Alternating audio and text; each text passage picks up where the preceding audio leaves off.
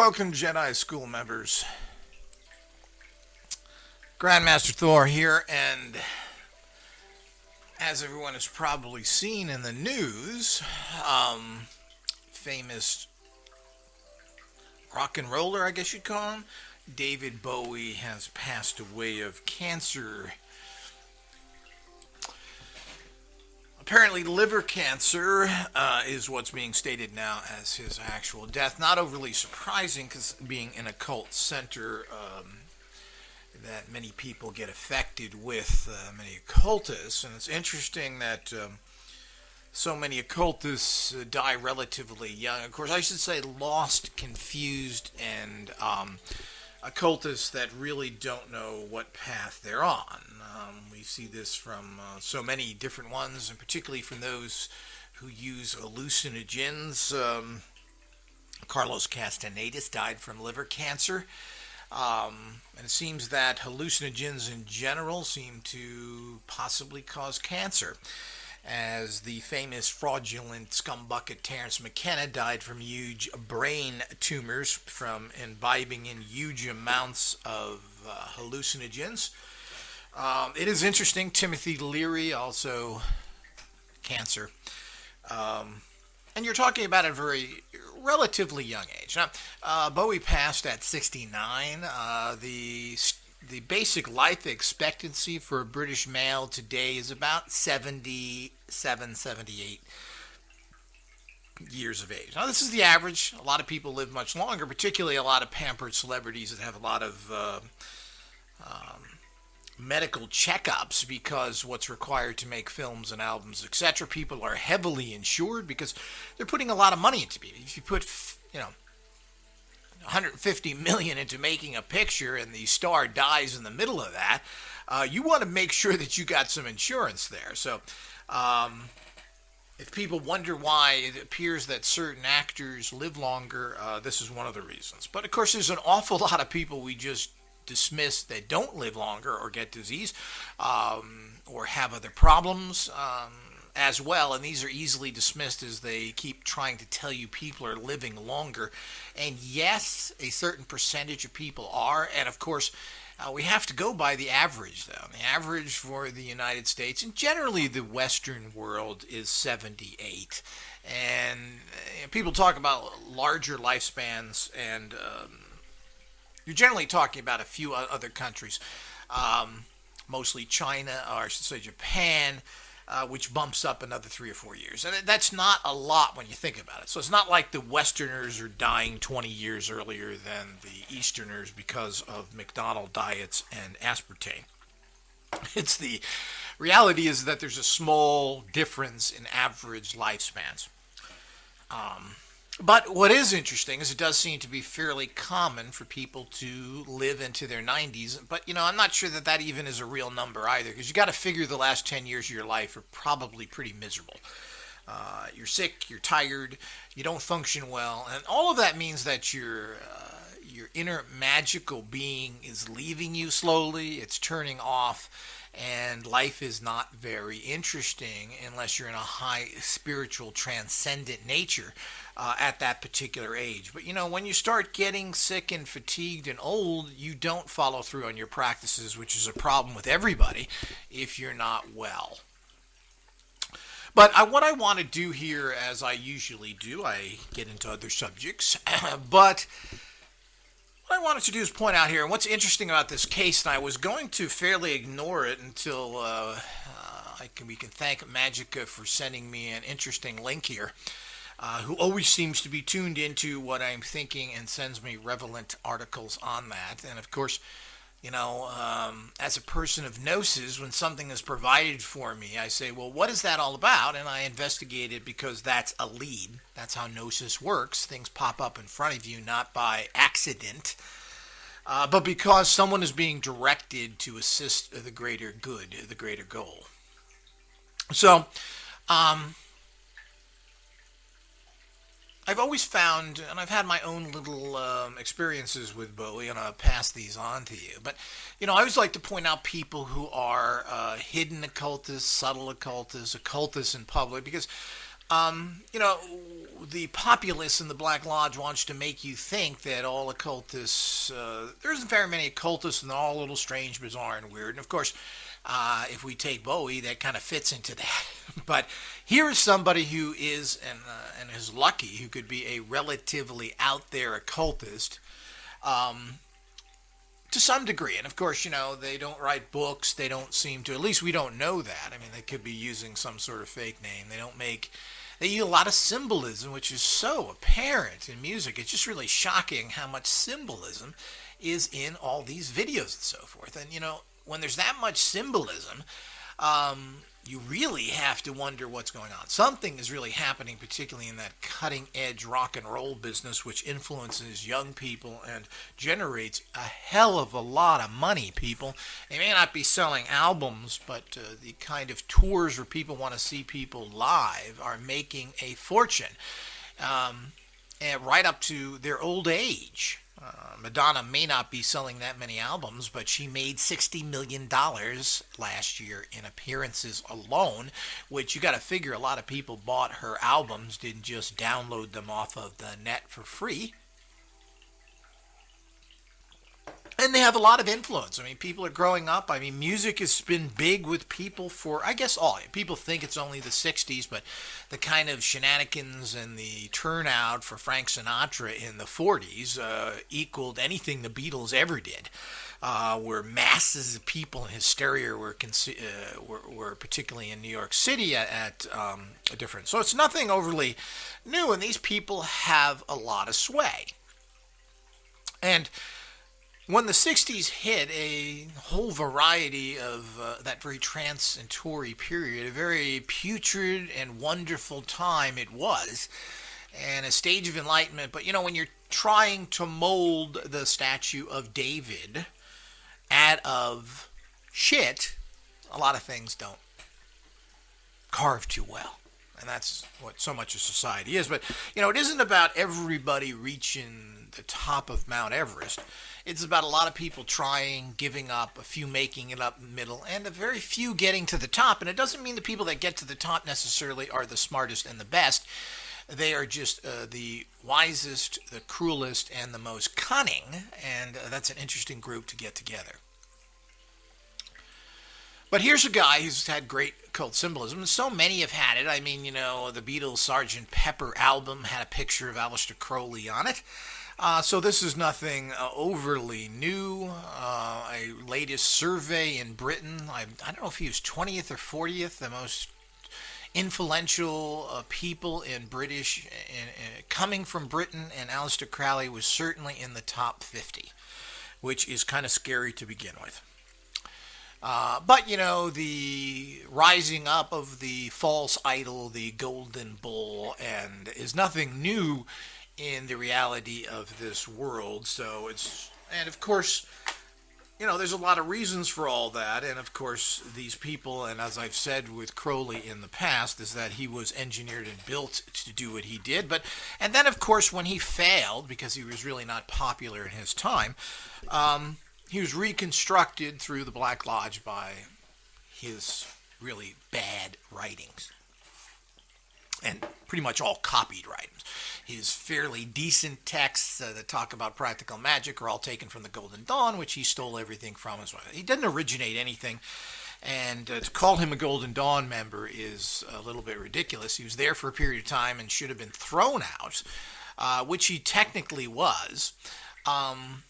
But when he wanted to go up into the higher degrees, to the credit of the Golden Dawn and those running it, they said, you crazy man, you don't go no more.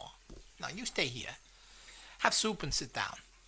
So the whole idea is that that needs to be clarified as well. You know, they want to besmirch and foul, like the Black Lodge wants to do with all positive organizations who have done something, and even organizations who've given their lives to causes, by adopting them or somehow putting this sheet of blackness over them. And the Golden Dawn is one of those. I'm not a big fan of their systems, etc., but it appears that these were not demon worshippers. They reconstructed a system of magic using the Kabbalah and Egyptian. And all. They combine a bunch of stuff because there isn't any pure systems of magic out there in any system, period. But I diverse. So the whole idea is that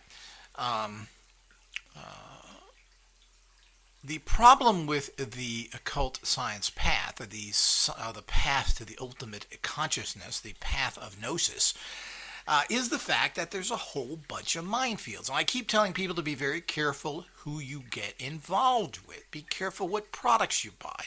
And not only to the point that they may have negativity in them, but the point is they just may be plain useless. But needless to say, is based on the articles here, and I never really was a follower of Bowie. I enjoyed his particularly recent songs.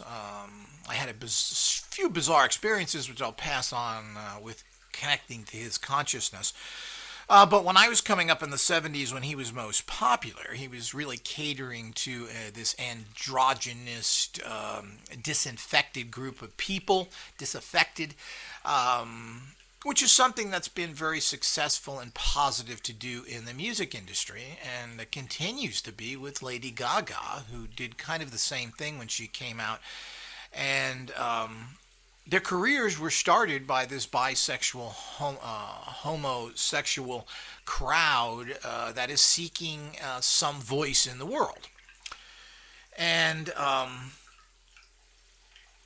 a lot of the actual rock bands from the 80s and so forth, in a lot of ways, while macho in some aspects with the chest hair and everything else, wore a lot of makeup and very effeminate clothes, and they were looking very effeminate with a certain macho overtone to them. But I mean, you had all that, and this rock star with the long feminine hair. I mean, this is the idea which a lot of women are drawn to, different stages of their lives. But this is something that has an image that has been that has driven males to copy and to create this very bisexual image, particularly in their dress and their tight clothing and all the things that were there that were very much part of the 70s and 80s. To attract an alternative group of people. After all, if you were kind of, quote, normal and wanted to be with the rest of the crowd, you'd be listening to more traditional music, and particularly in the 70s and so forth, there still was the old Frank Sinatras and Dean Martins and all these other people that were still struggling after, and even, even Elvis Presley. So to go into this kind of expansion time, particularly people felt very alienated. I'm not really sure, it seems to be an energetic current at that time because life was really damn good from basically 1950 to 1985, or at least 1980.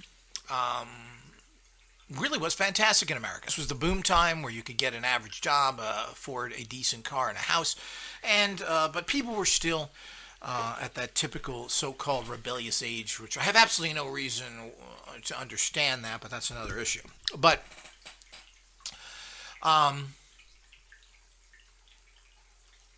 so there was this whole movement that he was involved with, and his obviously heavy transvestite clothing he wear. I mean, there was no hinting to this, and he toned this down in later years. When he first came out, I mean, this was this whole bisexual, confused sexuality thing that a lot of people go through, particularly teenagers who are not sure of their sexuality, and something that is permeating society today and has a major influencing starting back then. I mean, I believe that it seems statistically to me that 40% of the population is homosexual or bisexual, and they want to tell people it's 5% or so. That is so ridiculous that it isn't even funny. So it's a huge percentage of the population are sexually confused or sexually opposite than the other half. So, and this has been out throughout the ages, and is also very prevalent in the animal kingdom as well. So it's not something overly new, but in terms of the actual human condition. It is quite common, particularly with the sexual taboos. I mean, you have entire societies based on sexuality, like Islam, homosexuality.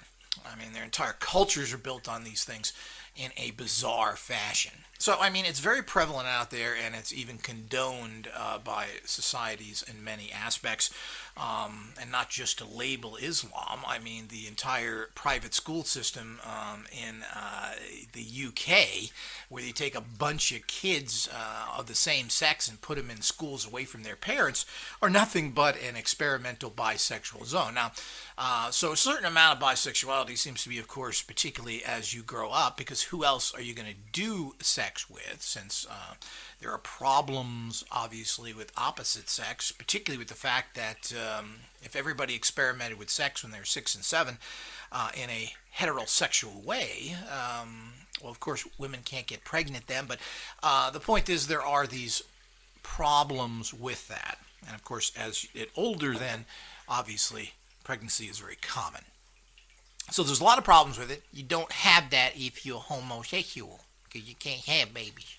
So the whole idea is that these systems permeate that, which is why the UK, which is amusing, where homosexuality was against the law until 1969, believe that or not, when a large percentage of their population is created to be bisexual.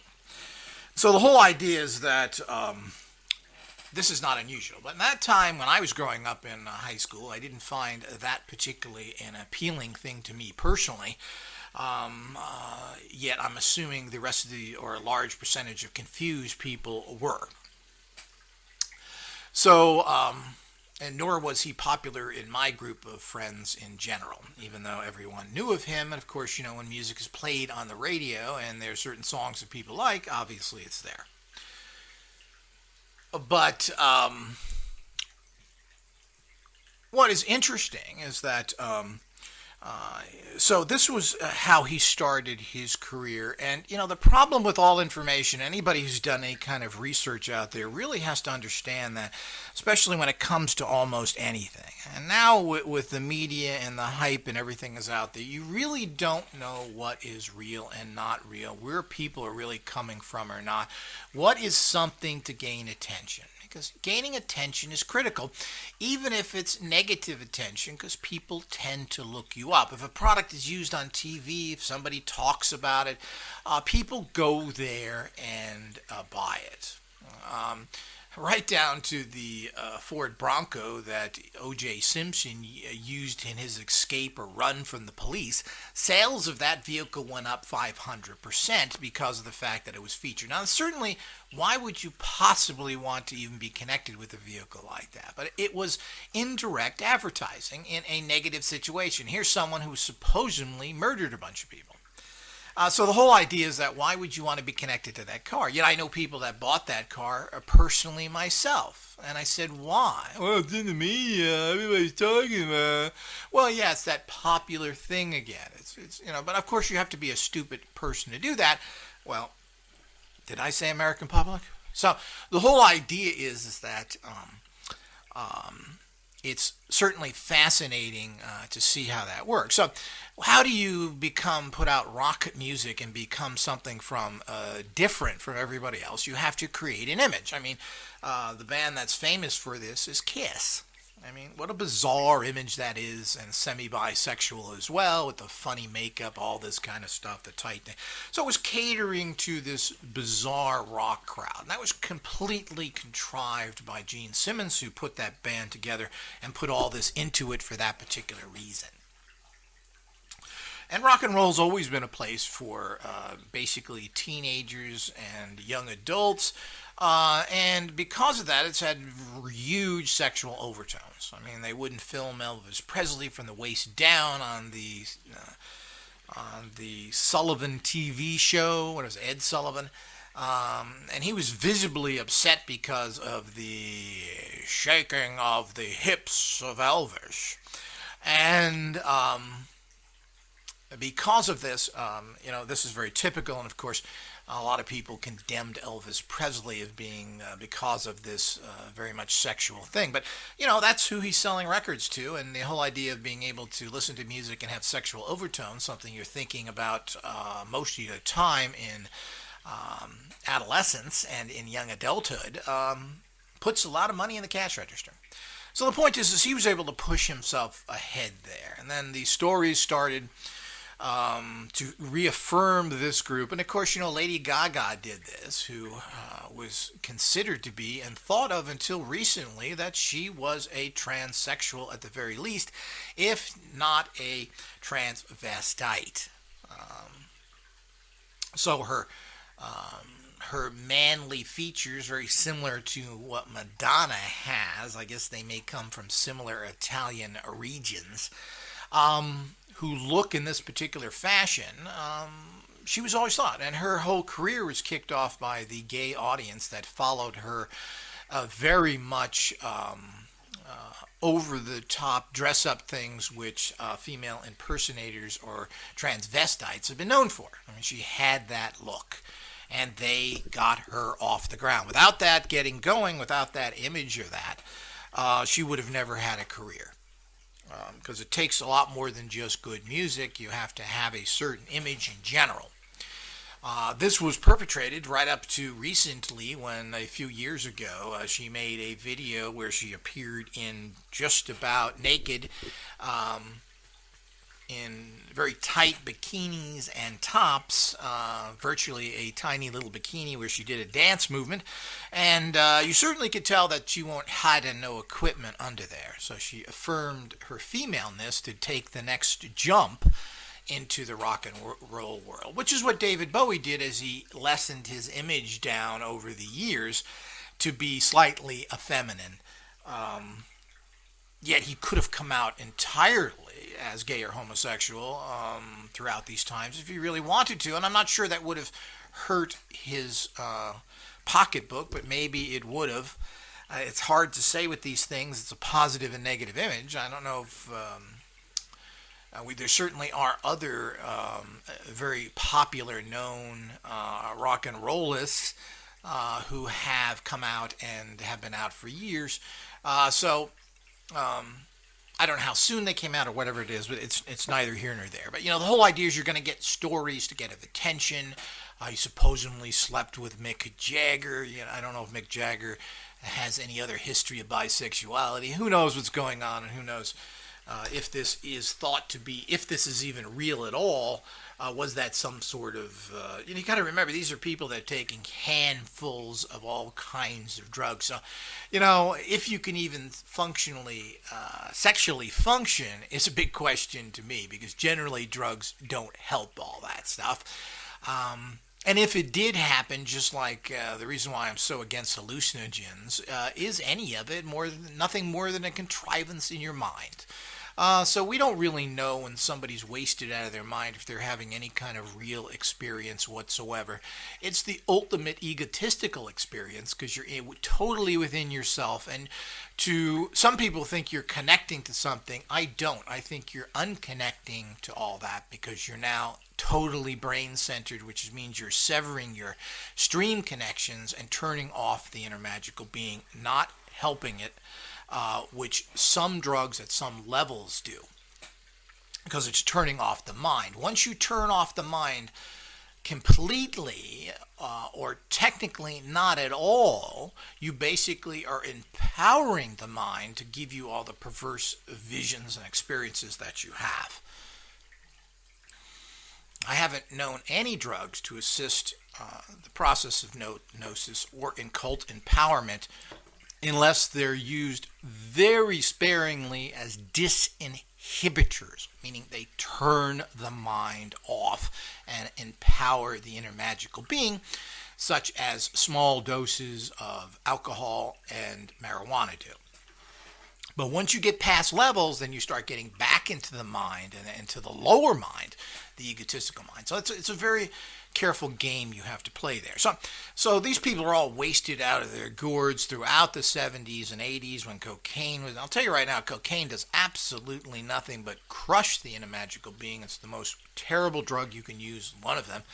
So it's certainly not getting you to a level. It's causing high states of mental activity where the mind goes crazy, and by going crazy and seeing things and interpreting things at twice, 10 times the speed of light because you're so hyped up, you think something is profound there when there really is nothing there.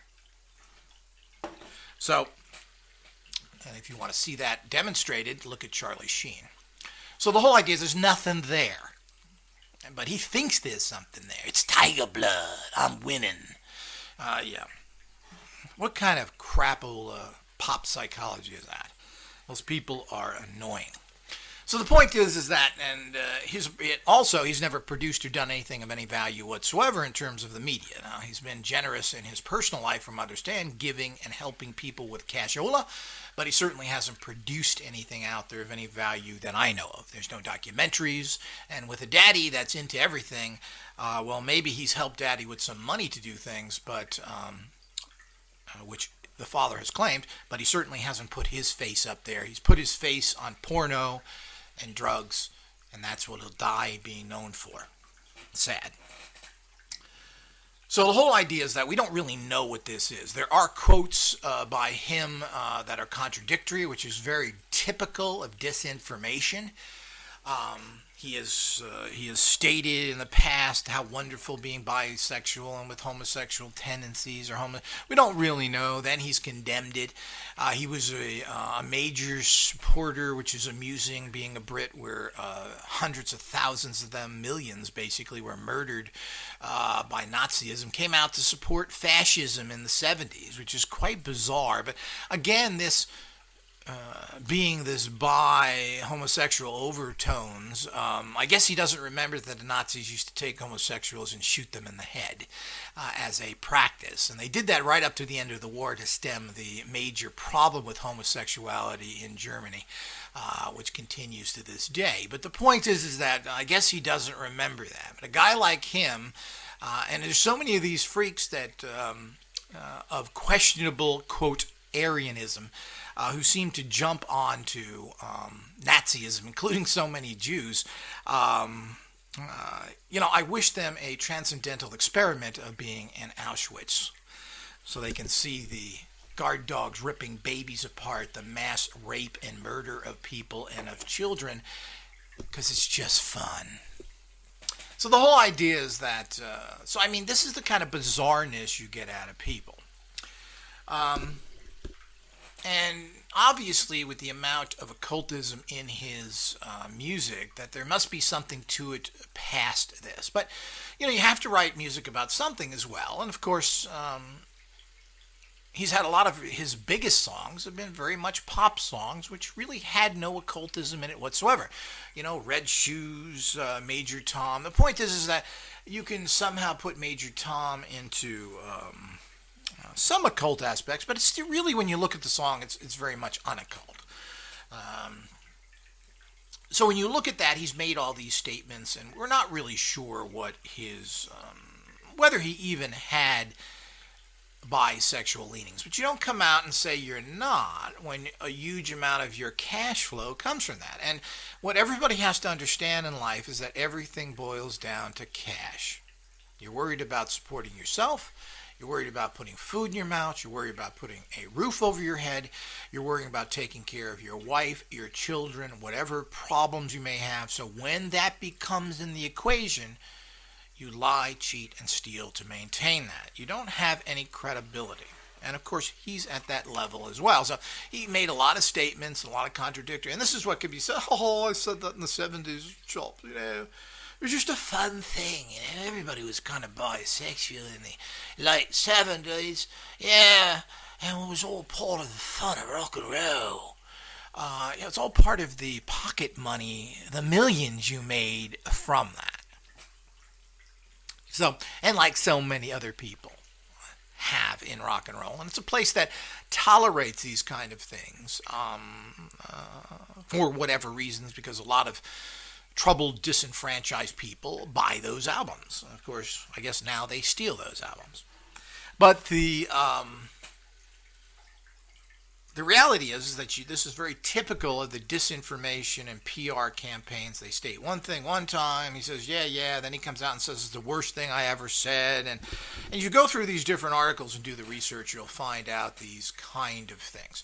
I mean, he makes direct comments about Crowley in his music, which is quite fascinating. So, but him and everybody else, now how much he followed these systems, it doesn't know. But, if we look at his life, we can say, here's just another failed occultist. And I'm going to tell you exactly why he's a failed occultist as we go on here. But as so many occultists, or I should say any area of research, and this doesn't just mean occultism. If you investigate supplements and herbs and formulas and everything else, you're going to get completely different stories of what they're good for. A prime example in the traditional sorcery tradition is bayberry. Bayberry is, in my research and through our studies, and through our sources, is a horrible cursing agent. Yet bayberry is thought to be this wonderful Yuletime scent, and other practitioners use it, but for positive things. So what is the real story there? Well, when we run into something like that, we tend to stay away from it because there's a confused factor there. And this is very typical of what you get when you start researching something. So you'll read one thing on bayberry that says it's wonderful, great, brings prosperity, and the other one says it's a terrible cursing agent. Well, which is it? So, this is a difficult area when you get into research. So what he was really into or not certainly is interesting. And there's different quotes from different people who have known him where a lot of fascinating information has come out. Now, can we agree with this? Do we know? Well, certain biographers of his who have watched his life have come out with statements of what he was into and what he's done. There's a particular book out on him that states, and this is a biographer, this is not basically an occultist, he states he was heavily involved in occult practices.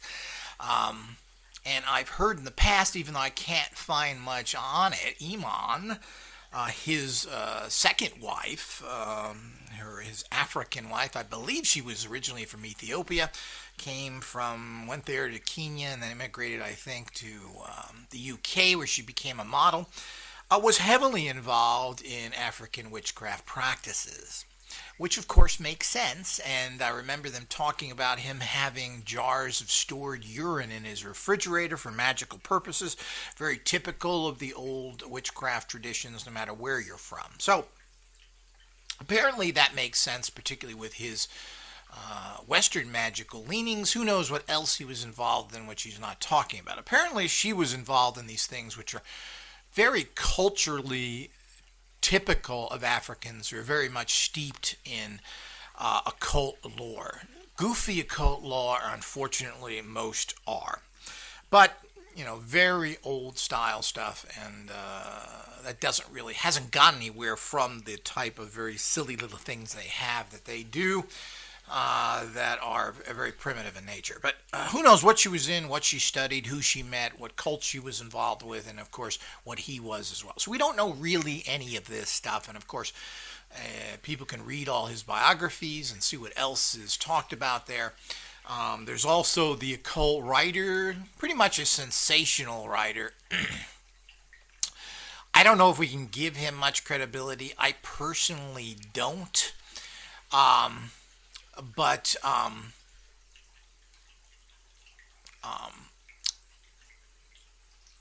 Beckley, trying to find his name here, but he apparently has put out he's kind of a crazy, weird guy, and he's been writing different pretty low quality little books he's been selling for a long time, at least 20, 30 years.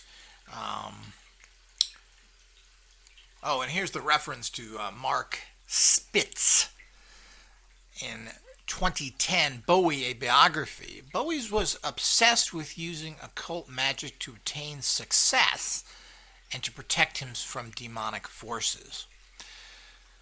So that's very interesting. It certainly would be if someone could actually read that book and tell us if anything else is in it. I always, as I said, like to find out about other people who are occultists and who are not, out there occultists, meaning writing books and saying who they are, which are basically nothing more than writers who probably don't know nothing about occultism at all, college professors, all these people that write for a living that really do nothing. Um, So, I mean, that's a very strong statement. I mean, you're not going to read too many biographies that state that somebody is heavily into using occult magic and come out and I did. And he did this in 2010, which means he could be sued by Bowie. So, what you say about Bowie now, of course, I guess his estate could sue you. But generally, that doesn't happen. But here he was alive, and he either liked it for the publicity or didn't care. So, um, So the apparently during his heavy cocaine use in the mid 70s, um,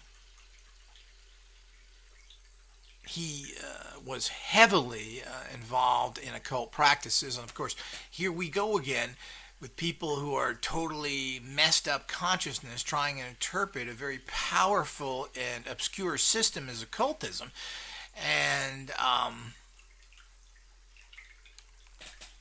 we are fraught with nothing but problems. And of course, here's the rock raps of the 70s, which is some sort of a graphic novel, I guess, which deals with a lot of different things by Timothy Green Beckley, is his name, who's been publishing stuff on aliens, teleportation. I think he's the major provider of information from Commander X. And he's put out these pretty low quality, goofy little texts, which are interesting. They're always fun, these things. They're like reading glorified comic books, and you just don't know what's really real or not in there. But he's a real character, wears a top hat and carries a little cane, and always kind of been a showman, so I appreciate him for that. And whatever information is true that he's released, particularly from Commander X, who knows? Usually the most profound are hidden, the most obscure or strange, because they can get away with it because everybody says, well, look at this freak. When you're serious, you come into a lot more problems. And apparently he, during his cocaine, sought help from a white witch from New York, who was connected to the music industry. And of course, here we go again in the 70s. Everybody was connected to witches, and it was all very common and so forth. And apparently, this white witch, which is interesting that this person incorporated puppets and used telemans kept in personal mojo bags. Sound familiar? So the whole idea is that this person was obviously a serious occultist and was known in the industry, and we're not getting any names. It's really hard to say. As we all know, you have to be careful as an occultist to go out there. You just can't, because of the ridicule and problems, no matter where you are at. And I've ran into this on every single level possible, even in the fruits and nut land of California, which people think apparently are loaded with witches, Satanists, and everything else, and are extremely liberal. It's Californians, they do things wrong, nobody else does. Yeah. The state of hundreds of military contractors, huge military bases, including the Marine Corps' headquarters, and the states of Ronnie Reagan and the governor, Arnold Stitchen, the retard that did everything possible to keep George Bush fat and sassy in a contrived election to put him in power, and who did absolutely nothing but bankrupt the state. Thank you, Governor. How was your little half-breed child you had with the maid? I can't find real women. I must force myself on employees. He should be put in jail for rape, because that's what that is. In the military, that's pressure under title, or whatever they call it. So the point is that, Go with the governor, though, or you get fired. so these kind of situations, I mean, what do we make of all these things? So, I mean, always looking up the data, but there's certainly enough on him to 100% verify the fact that he was involved in occult. There's just too many references. There's too much in his albums. And of course, as I said, you see this occult symbology. If you look on YouTube and you see the people railing about Satanism, I mean, it's irrefutable that all these stars are giving the one-eyed Illuminati Black Lodge symbols. They're using all these body movements. There's no way in hell that one artist after another can do these types of things just randomly. So somebody's telling them to do this, and they are doing it because of the fact that they are getting cashed in or controlled on. They're doing these kind of images so that they can benefit from being in the club. Irrefutable. So here we go. As we got this next thing that we have here, which is quite fascinating with all the references here. As I said, it's irrefutable. I mean, you read through these things, it's pretty shocking. And of course, as I said, these things get to be discounted because of things like, when you're using these cocaine things. And then, of course, Spitz again in his book says here, which is, fascinating. I'm going to have to get this book. Bowie would sit in the house with a pile of high-quality cocaine atop the glass coffee table. Bowie became obsessed with the book Psychic Self-Defense by Dion Fortune. Now, this is a classic, and Dion Fortune is one of those post-Golden Dawn era occultists, which is known for so many classic books, and someone thought of in high esteem. I really haven't read his books recently. I don't remember what they were about. Which he's stating by Dion Fortune, which describes itself as a safeguard for protecting yourself against paranormal malevolence.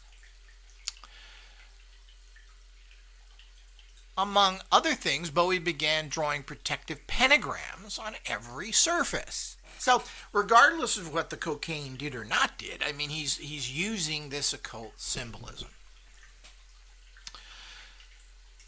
And he was known to go into bizarre tangents about Aleister Crowley or the Nazis or all the things. You can see how he's being warped into the Crowleyite evil Nazism occultism, which is such a strong and problematic occult practice, which is why the runes in general have been perverted so much, because they're so strong and been so misused that people aren't connecting into the Atlantean consciousness runes. They're connecting into Nazi consciousness runes and perverting their use and everything else.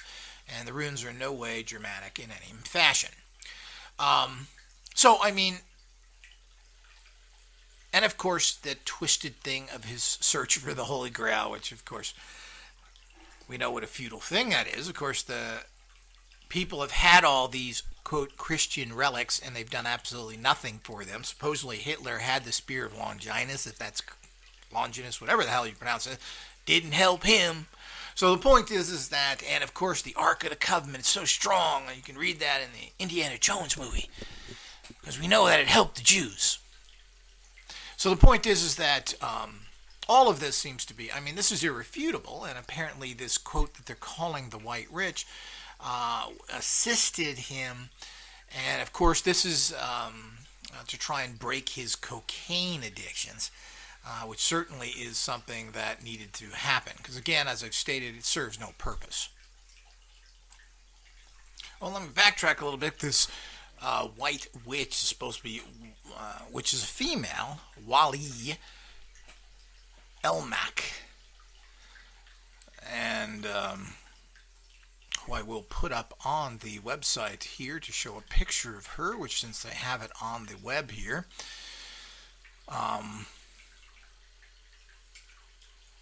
and this is supposed to be the White Witch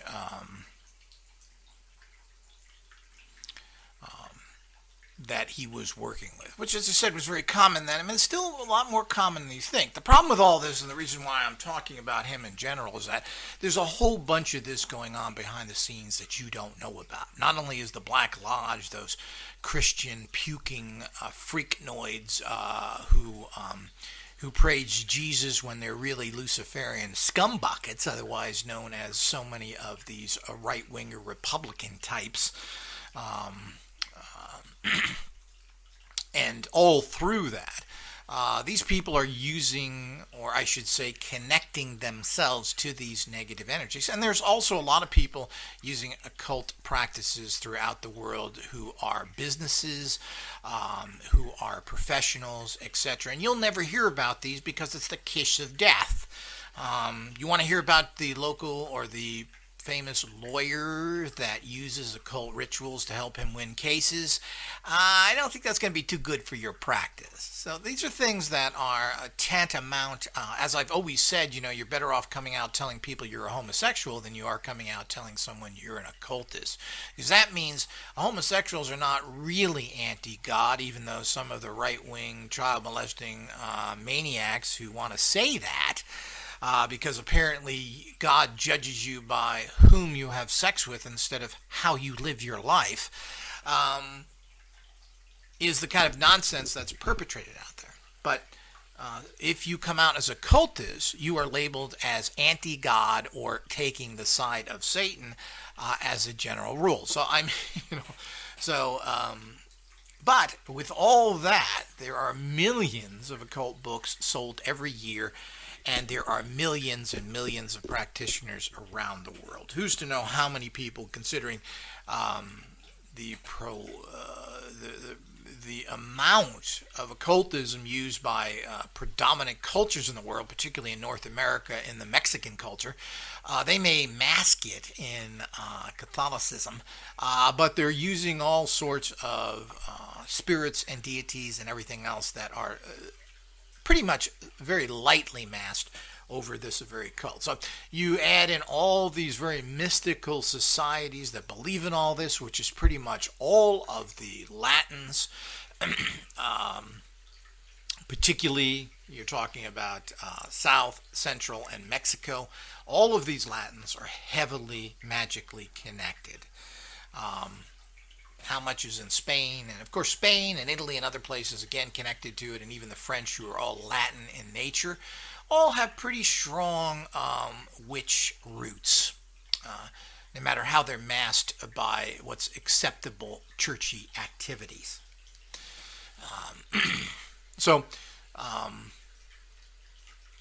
In the Italian tradition, the strega, and the point is that people go to church and pray to Jesus, and they come out of there in a typical mafiosa Italian way. Then they go and curse and kill their enemies. So this is the typical contradiction of that whole foreign thought form brought into the consciousness of humans with the birth of Christianity, or I should say churchianity. So it's irrefutable. As I said, this was very, very common in that period of time. If you look at all the literature published and everything else from all of that, and even UFO studies, you have scientists and professionals in their field involved in these things, and it was not thought of as much then, even though coming from my lower middle class conservative suburb of Los Angeles upbringing, I didn't see much of that. You saw a lot of the Eastern mysticism, which was thought to be cool, man. Meditate and look at your belly in a diaper. That was thought to be high spiritual. But when it comes to occultism or anything else, this was frowned upon, and I never really heard of witchcraft anywhere in my family or knew anybody at my time in the middle 70s when I was in high school. So the whole idea is that it's very interesting, but the older people and the people that were established who really grew up in the 60s, not the 70s, were heavily involved in these practices, which, it was all kind of combined together. I mean, the glue that kept everything together, which is the reason why it fell apart later, was basic drug use. It was not using drugs to understand Gnosis. It was using drugs ultimately to cop out and not deal with the rotten society that was there. And this tended to move into mystical practices from the East and into the West. And, you know, as much as people want to think of Aleister Crowley as an influence, he really wasn't that big of an influence then, except for the more perverse people at that time. You know, this started up again in the 80s when his books started to be published and distributed by the Black Lodge to move people down his perverted, sick loser path. Not that I'm prejudiced to anything.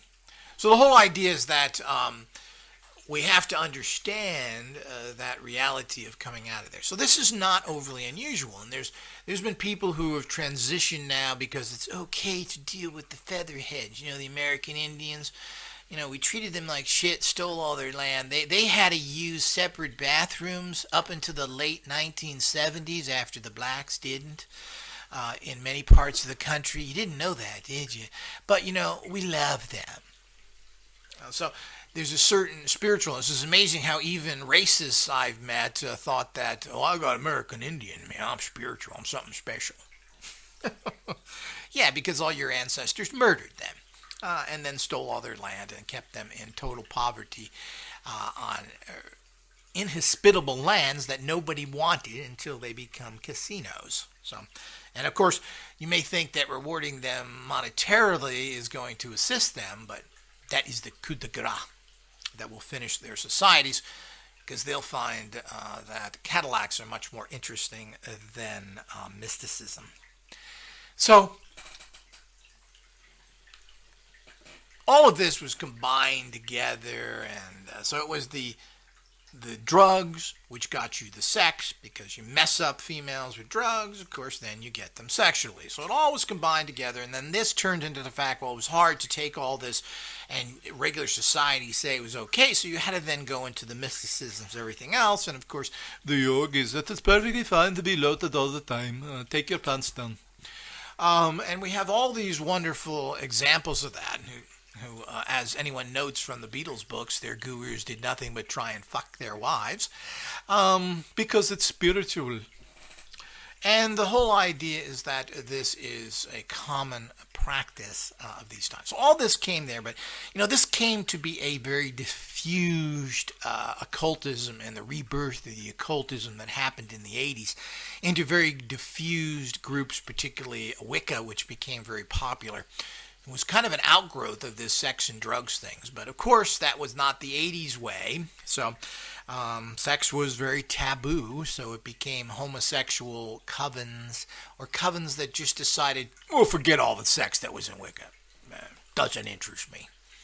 And this is what happened throughout the 80s with all this, but this didn't stop the huge amount of publishing that goes on and the consumption of basic occult literature, which goes on and on and on in different varied degrees, while people, things that have taken occult technology, like the famous Christian book The Secret. The only person who was a secret to, I guess, was some mucky-mouthed goofball, Bible-strewing, child-molesting Christian. Everybody else knew that visualization done by the masters like Napoleon Hill and Og Mandino and all these other people who had this 20, 30 years before and much better succinct, and you can get these books for $1, went out and bought expensive secret books. Rehash. Like Taibo, we're going to make martial arts into an exercise and make millions. So the whole idea is that it's quite fascinating how these things come out, and it's always amusing that you see all these things. But apparently this white witch, Wally Elm Lark, to pronounce it properly, Wally Elm Lark, was very, and there's a photo there, and she got that usual witchy look to her, which most occultists find very attractive.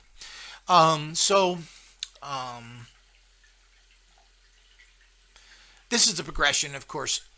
Why and what happened to him, and why did he die young? Well, this is the conundrum the problem, and of course it's not really a problem, it's not really mystifiable. It's really, when you look at it, anyone who's a real occultist understands what happened to David Bowie. The fact is that when you center on, and for that matter, the Beatles, who suffered by two of them being, or at least one of them being murdered, and the other one's dying fairly young, at least, and even George Harrison of the Beatles being stabbed and almost murdered. And so the whole idea is that who, by the way, was based in Eastern mysticism heavily, George Harrison. But, when you touch the wings of the lotus, the destroying evil factor, where swarms of locusts come and infest fields and areas on the planet and eat everything in sight, destroying everything down to the root. When you touch the wings of the locust, be ready to pay the price. So if you enter into the dark path, if you seek the dark side, the initial empowerments you have will be paid for at heavy, heavy prices, which will be ultimately the closing and destruction of the intermagical being, the closing and destruction of your path to Gnosis. You cannot learn and become in a state of Gnosis if you are connected to the dark side.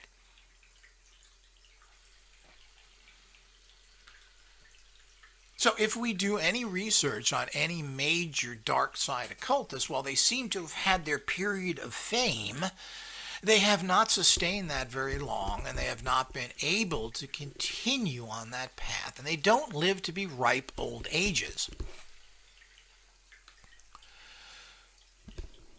The most noted one is Aleister Crowley, who died fairly young. Let me check that here exactly, but let's see here. He died at 72, pretty much a failure with little to no money and a drug addict.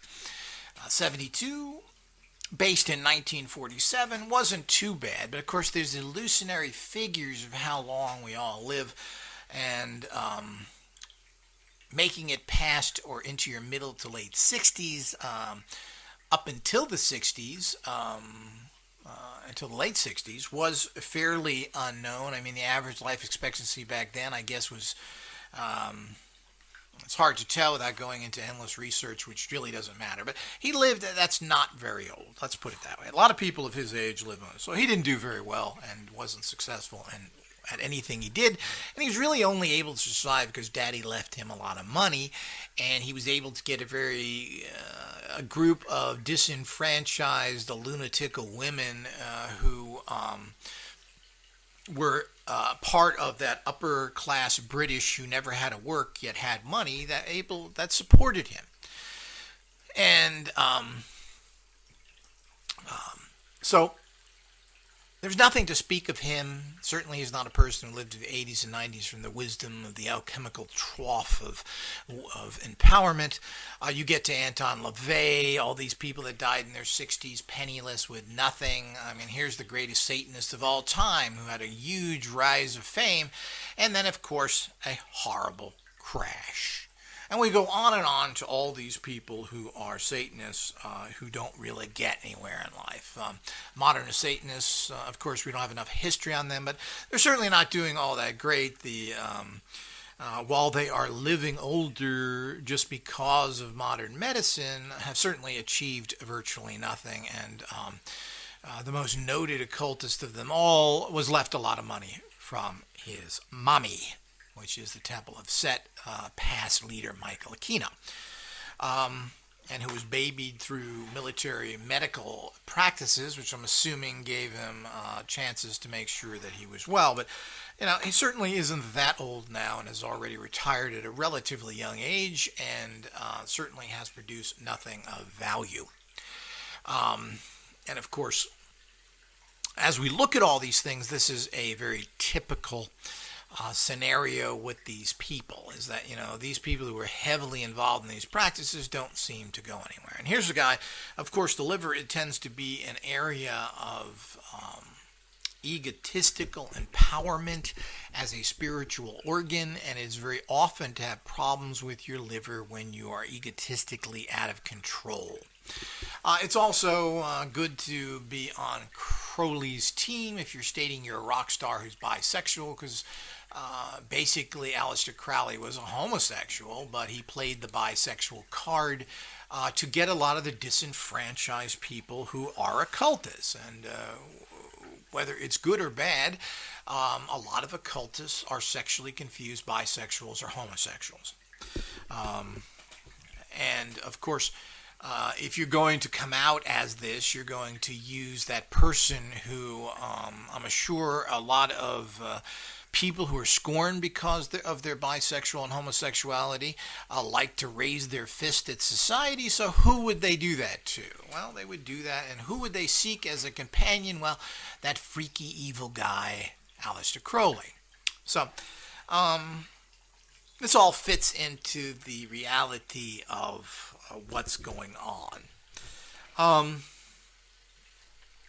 So occultism in rock and roll is the easiest to detect because they used a lot of symbolism again. And it's very interesting that this symbolism started in the 60s, as I said, and God knows how many other album covers of different groups that there actually were out there. I mean, as I've stated, a pretty mediocre, white bready, poppy group as the Beatles had Aleister Crowley on their Sgt. Pepper album, along with, I believe, there were several hundred other people there. But, why include that unless that's something that you find interesting? Why are you stating that if that's not something you're interested in? So whomever in the Beatles did that and who put that in their album, whoever they work with, they were very well aware then. And, of course, that was kind of the chic things in that time as being, and again, why was Aleister Crowley popular? Well, he stated that you should be sexually free and take drugs. Well, we're getting to a common thread here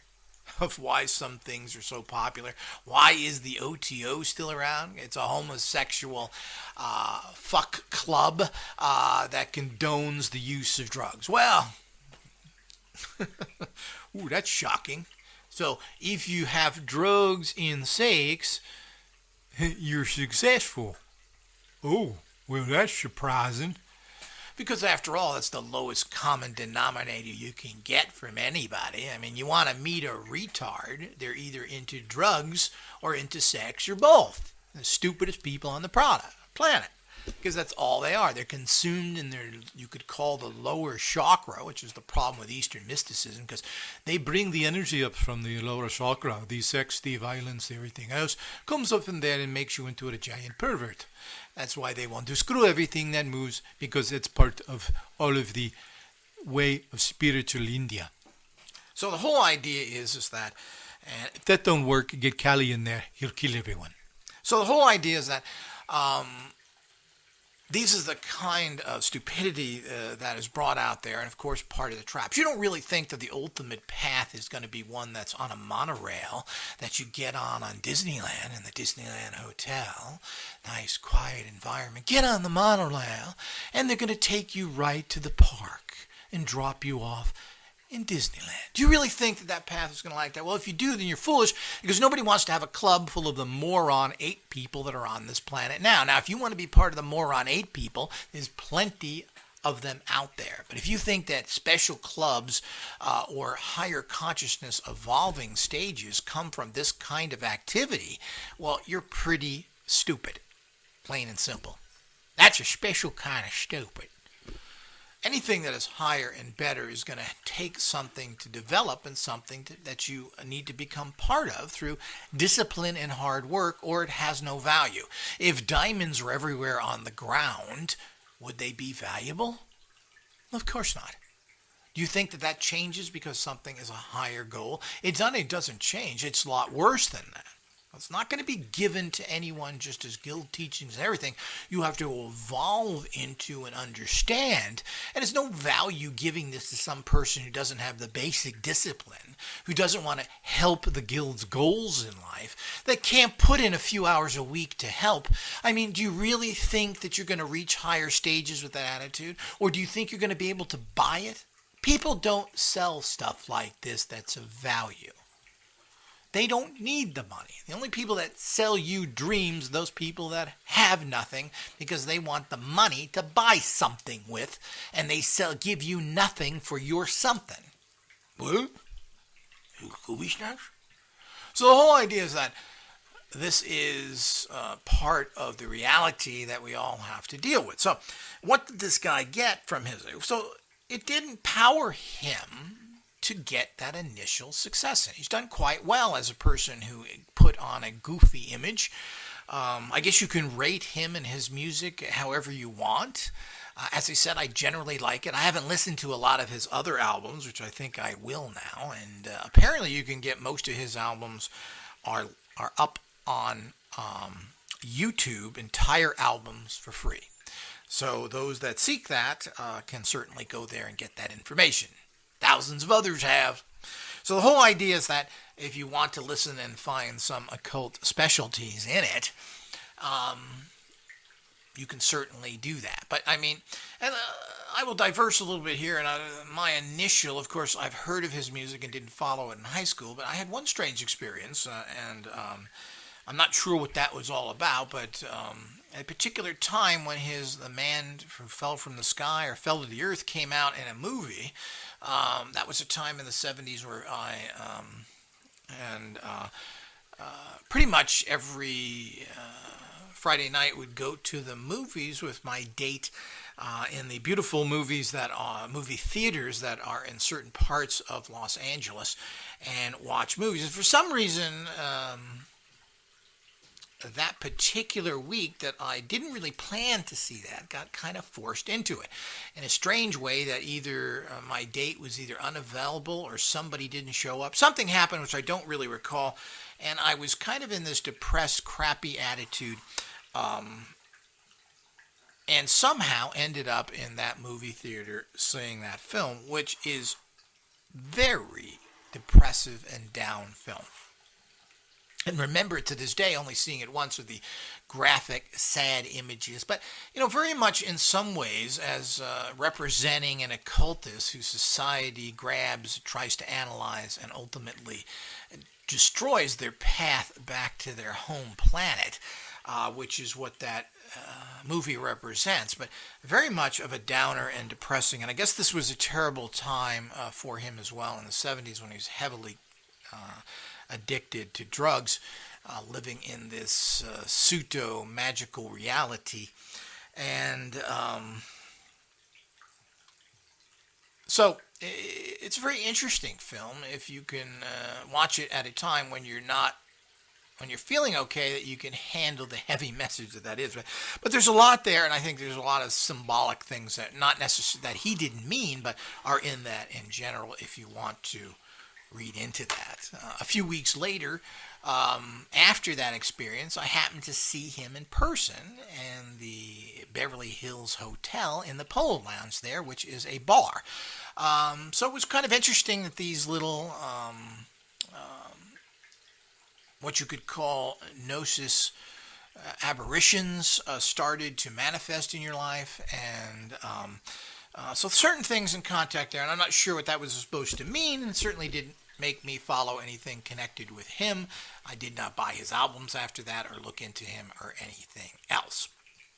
Even though I always had kind of an interesting connection with him after that very dramatic and bizarre film at that time, which in some ways was a prelude to occult practices in terms of being ostracized and even tortured to some extent by society. But it is a little interesting aside there. And of course, that was a time in the late 70s where celebrities and so forth used to mingle with the regular people in the other rooms, and now it became all private rooms that celebrities go to, and you don't see them anymore in Hollywood or anything else unless you happen to see them driving in a car. So, that's an interesting little aside there. But the point is, if you do the path that he does, you did all these work there. And apparently he felt that by opening up, and of course, since he opened up his mind and wasn't opening up the inner magical being strong enough, felt that these energies were so strong, made by the paranoia of cocaine, that he needed a lot of protection. Because when you open these things, this becomes one of the major areas of interest. You get scared because basically, I don't really think there's any. I hear this all the time. People are worrying about being possessed and all these other things, and problems coming from occult practices. I don't really believe this to any great extent. I've seen rare occasions of it. Ouija boards pull in the most basic, crappiest spirits, and they're used by tens of millions of people. Maybe 100 million people have used the Ouija board in America easily. They may not own one, but have used ones. I think almost everybody has, so you could almost say that maybe 300 million people have used the Ouija board. So a tiny percent of those have been opened up to spirit contact of a negative nature, and it is the nature of the Ouija board. But most people aren't bothered by them to the extent that you hear. But there is a paranoia there perpetrated by the common people and their common religions that want to scare you away from that. Because after all, they don't want you obtaining any powers that they can't have, and they don't want you moving out of paying the power structures and giving lip service as all the churches of the world, no matter whom they are. And it's not only churchianity, all the other ones that give lip service while they work with organized crime and murder people by the millions and self-centered goals, which of course is Islam and Judaism as well. When Judaism had a chance to show that they cared about other races and cultures, showed that by napalming the Palestinians and have a campaign of eradication. Now we understand that, but you think there would be a higher goal they could figure out for self-preservation. But of course, the Palestinians want their belief system, as is most of the Arab nations, is that Judaism or Israel does not exist and that they should be murdered. Every one of them should be eradicated. So it's pretty hard to be too much loving and forgiving. But the point is that they're all corrupt in their own ways, and it runs deep. As Islam is heavily connected to organized crime, people smuggling, drugs, and everything else. Let's get real. So the whole idea is that when you get into this filth that tends to rule societies, and then that influences you, of course they want to tell you that what you're doing is bad, and not only bad, it's dangerous. Something could happen to you. Well, most of that danger is created within yourself because you're dealing with very potent and powerful energies that, you're walking into a nuclear power plant with a leaking core in a shorts and a t-shirt. Well, I think we can figure out what's going to happen there. If you go in properly dressed, it's not a problem. So the point is that when you're using these potent energies, you can possibly run into problems. But here, again, millions of tens of millions, hundreds of millions of people have read occult books and done practices with little or no negative realities. I mean, most people, the bottom line with most everything in life is that it generally doesn't work for you. You want to become a mathematician? Well, you don't know math enough. It's not that there's anything evil about math. It's just that you can't get it. You want to do whatever it is, become a great ballerina or a great basketball player. Well, you don't have the abilities to do it. It's not that there's bad. It just don't work for you. And that's very similar to most everything in life. So only a few people can get occultism to work with them, and you have to use very succinct and proper protocols from an organization that knows what they're doing, otherwise known as the Guild. If you go down this path naked, running down the street, you are going to run into problems, which is what people do. If you hook up with negative organizations like those connected to Crowley, you're going to have problems. And everybody connected to Crowley has tapped into his evil crappiness and basically has all self-destructed. And it just goes on and on to list people here, but I don't want to go endlessly into that kind of nonsense as we portray here, as we continue here. So the whole idea is that, because he got down this very negative path and didn't find the higher aspects of it, his inner magical being closed off. The door shut. Yet he was still left in the room full of the occult negative empowerments, the the doors leading to self-destruction, the classical doors of which door do you open? Does it have a lion? Does it have a devil? Does it fall to the point is, there is no, once your inner magical being kicks off and closes off from you, there is no positive door to go through.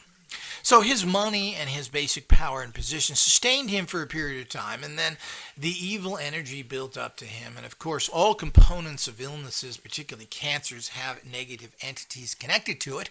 So the negative entity who he was being empowered by, the Crowley empowerment, took its price and ate his liver and the energy come from that and lived off of his suffering. When you read Crowley and what he's done and you don't recognize the fact of what a little jerk he was, you will pay the price. And as you connect to him, he will amusingly serve you to the devil. And part of that is dying from diseases and dying pretty young.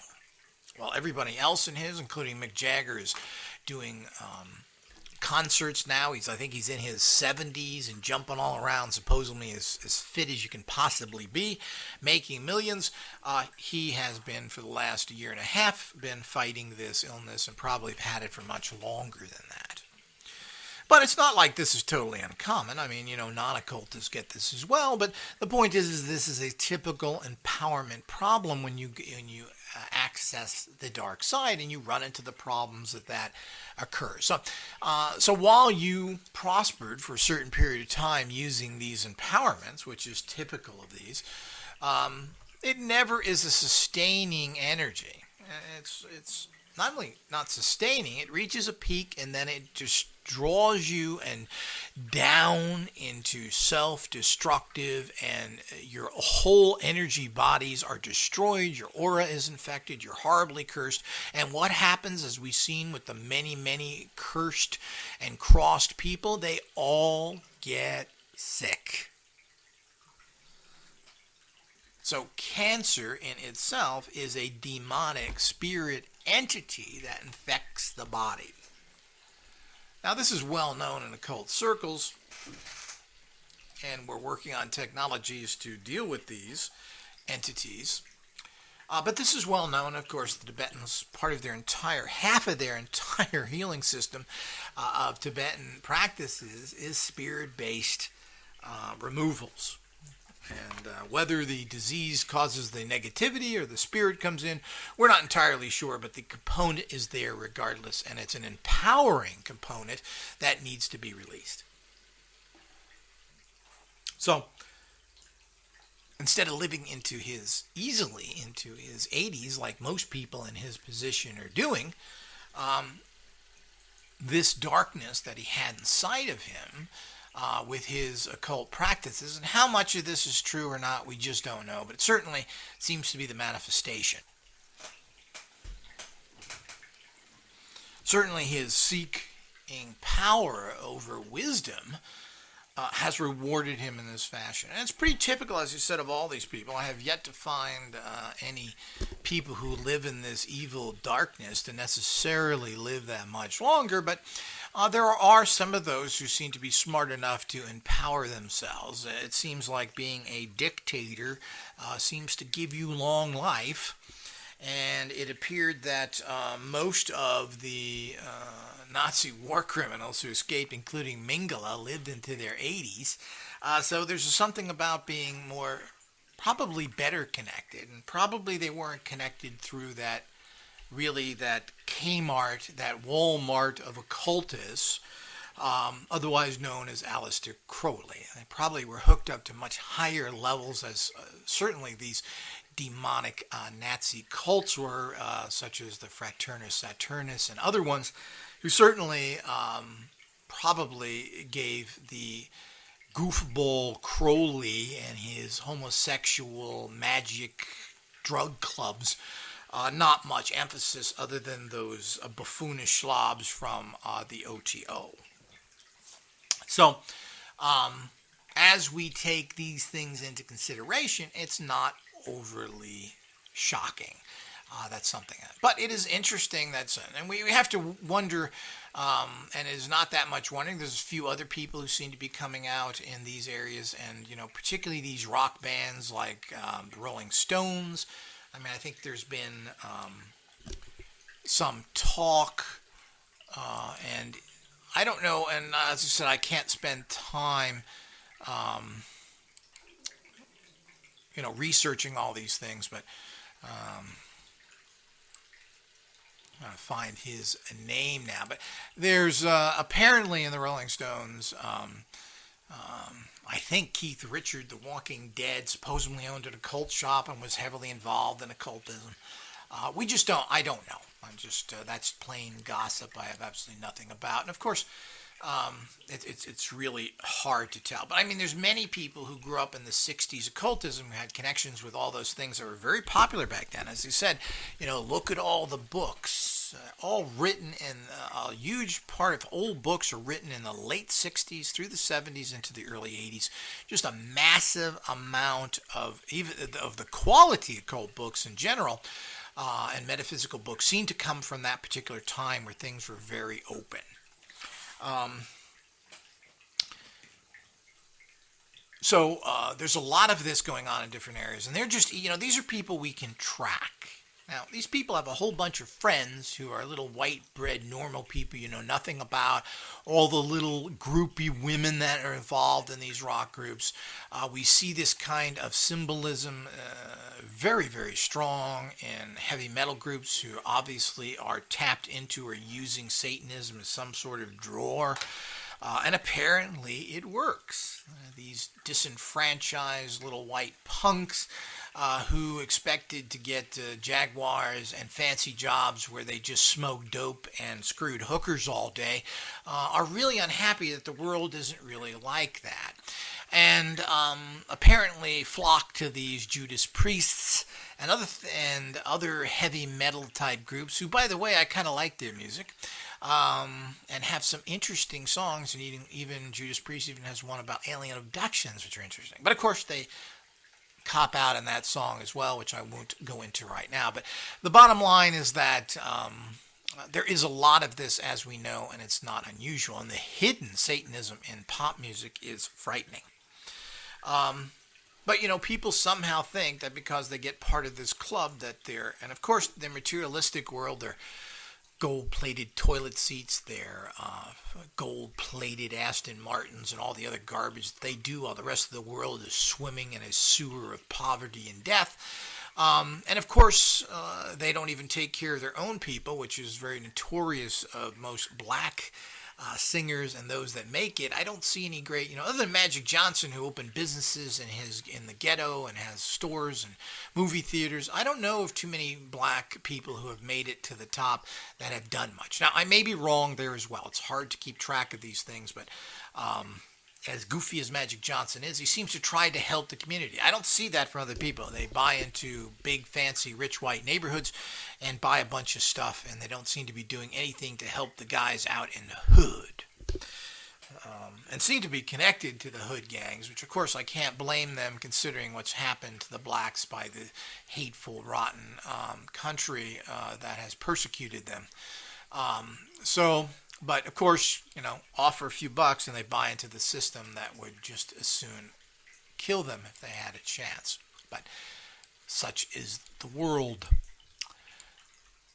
So the whole idea is that this kind of path is not going to lead you anyplace. And while it's an interesting aspect, how many other people, and I don't want to get this down to this one individual, which we'd have to do a lot of research trying to figure out, but obviously, I mean, if we believe the writer Spitz, who came out with this book in 2010, not too long ago, and these kind of statements are made, I can't believe that this is for publicity only, but of course, it makes an interesting book. It would make me buy the book instead of just talking about, well, he was this, bisexual guy. Well, that's not going to get me to buy his book. I'm not really interested in that, other than the fact that, well, he's bisexual. Yeah, you and 50 other million people on this planet, maybe 100 million people, maybe 200 million people, or maybe if it's half the population, that would be 3,500,000,000, which wouldn't be overly surprising. All around the world, you see these practices because people cannot meet or afford same different sex partners. It's heavily practiced in India by poor workers who only have a few bucks, who stay in rooming houses, who have homosexual contact because that's the only contact they can get.